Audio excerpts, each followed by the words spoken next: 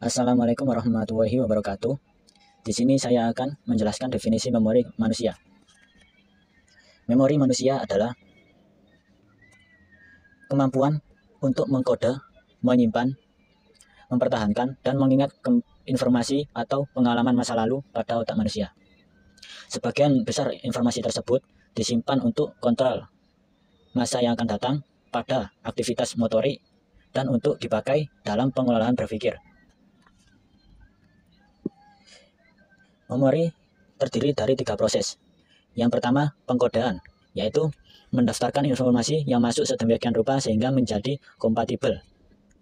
Yang kedua, penyimpanan, yaitu proses menyimpan informasi. Dan yang ketiga, retrieval, yaitu membawa informasi yang disimpan ke kesadarannya. Jadi, memori terdiri dari 3 proses. Yang pertama adalah pengkodean, yaitu kita menerima dan memilah informasi yang dibutuhkan. Lalu kita simpan, dan saat kita membutuhkannya, kita akan membawa kembali informasi tersebut. Lanjut, sistem memori ada 3. Yang pertama, memori sensori. Sensori memori memiliki kapasitas yang besar, namun durasinya sangat singkat, yaitu kurang dari 1 detik. Ini adalah sistem memori yang mencatat informasi dari masing-masing indera dengan akurasi yang wajar. Yang kedua, memori jangka pendek, yaitu menyimpan sejumlah kecil informasi untuk jangka waktu singkat, biasanya selama kurang lebih 30 detik. Dan yang ketiga, memori jangka panjang.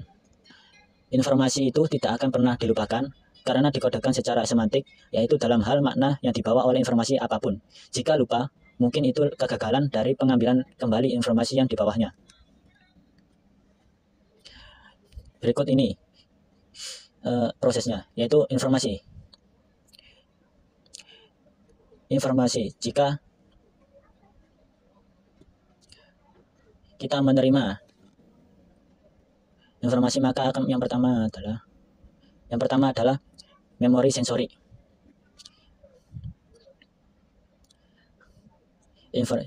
Penggambarannya sebagai berikut, yaitu informasi. Ketika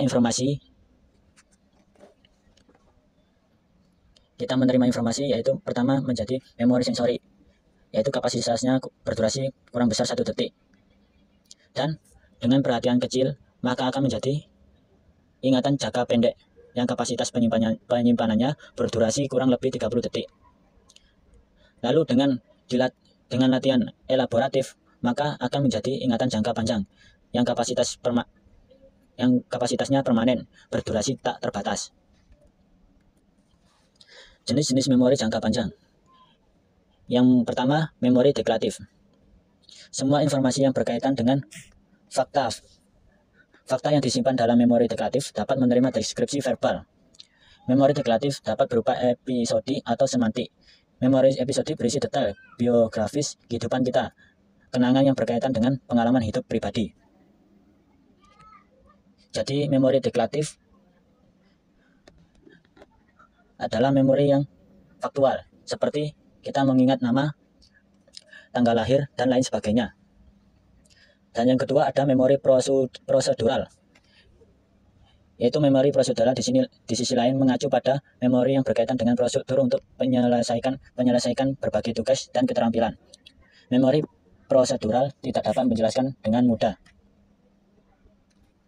Memori prosedural adalah ingatan tentang kebiasaan, seperti berbagai cara mengendarai sebuah sepeda, atau memukul bola, menjemur pakaian, dan lain sebagainya.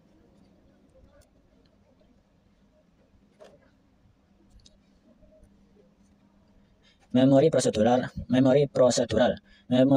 di sisi lain mengacu pada memori yang berkaitan dengan prosedur untuk penyelesaian berbagai tugas dan keterampilan.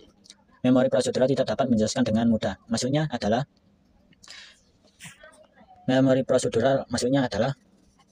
ingatan tentang kebiasaan, seperti kita mandi, bermain, mencuci pakaian, dan lain sebagainya, yang aktivitas yang biasa kita lakukan. Lanjut, representasi pengetahuan dan organisasi dalam memori. Pada bagian ini kita akan melihat pada struktur organisasi yang isinya memori jangka panjang memperoleh selama periode waktu. Sejak memori jangka panjang memegang sejumlah besar informasi yang digunakan dengan efisien Lanjut, saya akan menjelaskan representasi pengetahuan dan organisasi dalam memori. Pada bagian ini, kita akan melihat pada struktur organisasi yang isinya memori jangka panjang memperoleh selama periode waktu. Sejak memori jangka panjang memegang sangat sejumlah besar informasi yang digunakan dengan efisien luar biasa, itu akan sangat berguna untuk mengetahui bagaimana sistem ingatan kita mengatur isinya sehingga benar informasi tersedia pada saat yang tepat. Sifat organisasi dalam memori jangka panjang telah disimpulkan. Unit representasi yang paling penting pengetahuan dalam memori jangka panjang adalah konsep.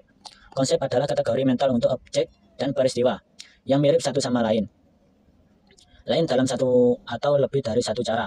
Konsep-konsep yang pernah terbentuk menjadi teratur. Kategori itu sendiri adalah konsep, tetapi itu juga berfungsi untuk mengatur kesamaan di antara konsep lain berdasarkan fitur umum. Konsep sebagai tingkat dasar di mana pengetahuan berada diwakili dalam memori jangka panjang, dan pengertian kategori dan skema berbagai yang pertama tingkat di mana konsep-konsep disusun. Membiarkan kita sekarang melihat tingkat organisasi yang lebih tinggi, bahwa konsep memperoleh dalam jangka panjang penyimpanan. Memori jangka panjang diatur secara hierarkis dan mengasumsikan struktur jaringan. Elemen struktur ini disebut node. Node adalah konsep, sementara koneksi antara node adalah hubungan berlabel yang menunjukkan kategori atribut, keanggotaan, atau konsep untuk memverifikasi jaringan yang diusulkan. Struktur pengetahuan jangka panjang, peserta percobaan diminta untuk memverifikasi kebenaran. Informasi dapat dikodekan dalam format perseptual atau dalam hal gambar-gambar. Gambar adalah bentuk konkret dari representasi yang secara langsung menyampaikan atribut perseptual dari suatu objek. Jika kamu untuk menemukan kata sekolah, gambar dari sekolah Anda sendiri akan dihasilkan. Faktanya, hampir semua benda konkret dan konsep menghasilkan gambar dan pengetahuan yang terkait dengan mereka, dikodekan baik secara lisan maupun secara visual. Ini dikenal sebagai pengkodean ganda hipotesis. Awalnya diusulkan oleh Paivio. Menurut hipotesis ini, kata benda konkret dan informasi yang berkaitan dengan objek konkret dikodekan dan disimpan dalam bentuk gambar, sementara informasi yang berhubungan dengan konsep abstrak menganggap kode verbal dan deskriptif. Lanjut, penjelasan pembuatan memori. Pembuatan memori ada dua. Yang pertama, memori saksi mata. Memori saksi mata bisa juga disebut memori episodik. Memori saksi mata adalah memori episodik seseorang untuk kejahatan atau peristiwa dramatis lainnya yang dia saksikan. Namun, keakuratan ingatan saksi mata kadang-kadang dipertanyakan karena ada banyak faktor yang dapat berperan selama pengodaan, dan pengambilan peristiwa yang disaksikan, yang dapat mempengaruhi pembuatan dan pemeliharaan memori untuk peristiwa tersebut. Seperti faktor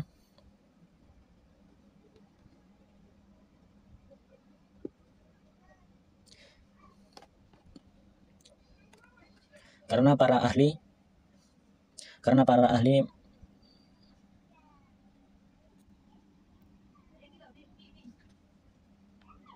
mungkin karena fakta bahwa detail peristiwa emosional yang tidak menyenangkan diingat dengan buruk dibandingkan dengan peristiwa netral.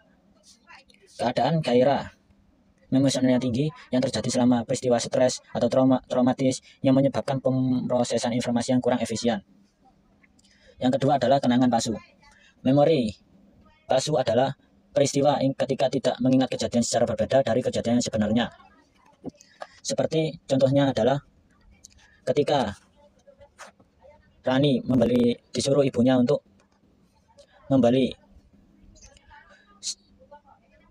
cabai dan bawang ke pasar.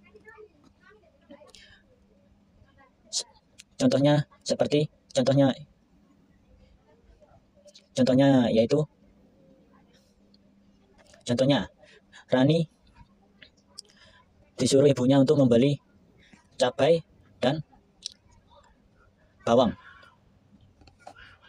ke pasar.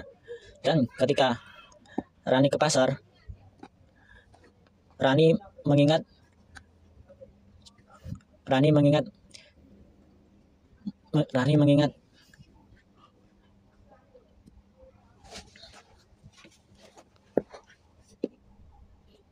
contohnya, Rani disuruh ibunya untuk membeli bawang merah dan bawang putih ke pasar.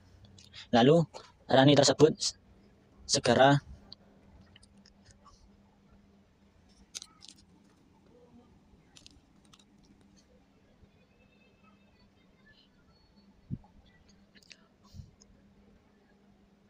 Lalu Rani segera melaksanakannya dan pergi ke pasar.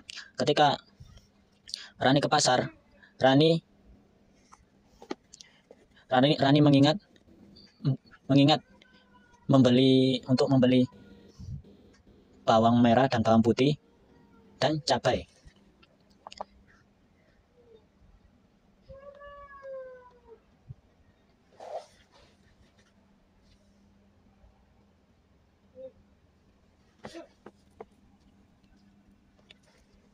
Seperti contoh, Rani disuruh ibunya untuk membeli daun bawang dan cabai ke pasar. Lalu Rani segera berangkat menuju ke pasar. Dan ketika Rani ke pasar, Rani malah membeli bawang dan cabai. Bawang inilah yang disebut memori palsu, karena tidak sesuai dengan kejadian sebenarnya. Memori lanjut memori sebagai proses konstruksi. Memori adalah proses aktif yang disimpan akan mengalami perubahan-perubahan dan modifikasi, menguraikan tema utama dan mengubah materi menjadi terlihat lebih koheren dan rasional. Sifat lupa dan penyebab lupa. Lupa adalah salah satu sifat manusia yang bisa dimaklumi. Sifat lupa manusia bisa jadi adalah bagian dari mekanisme otak untuk mencegah agar memori kita tidak kepenuhan. Penyebab lupa di sini ada dua.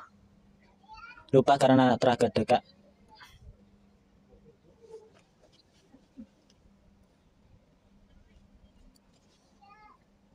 Penyebab utama lupa di sini ada dua.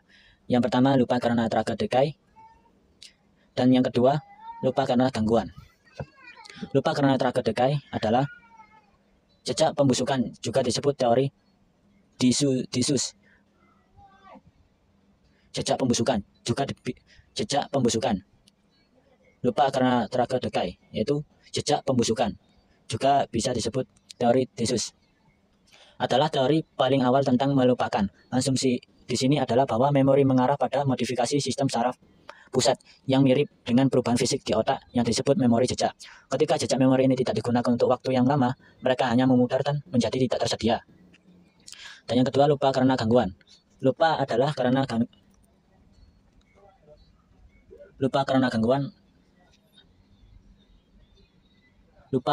gangguan antara berbagai informasi yang disimpan memori mengandung.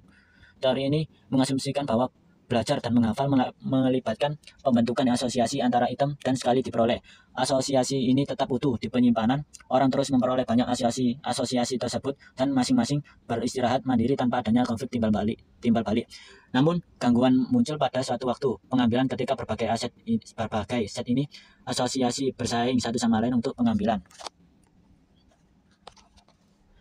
Lanjut, kenangan yang ditekan. Beberapa individu mengalami pengalaman yang traumatis. Pengalaman traumatis secara emosional menyakiti seseorang. Sigmund Freud mengemukakan bahwa seperti itu pengalaman ditekan ke alam bawah sadar dan tidak tersedia untuk pengambilan dari memori. Ini adalah semacam represi, menyakitkan, mengancam, dan kenangan memalukan ditahan kesadaran. Lanjut, untuk meningkatkan memori. Ada beberapa strategi untuk meningkatkan daya ingat yang diucapkan mnemonik untuk membantu Anda berkembang ingatanmu. Beberapa dari mnemonik ini melibatkan penggunaan gambar, sedangkan yang lain menekankan organisasi yang diinduksi sendiri dan dari informasi yang dipelajari. Dua perangkat mnemonik yang menonjol yaitu memanfaatkan gambar yang menarik adalah metode kata kunci dan metode lokus. Meningkatkan memori.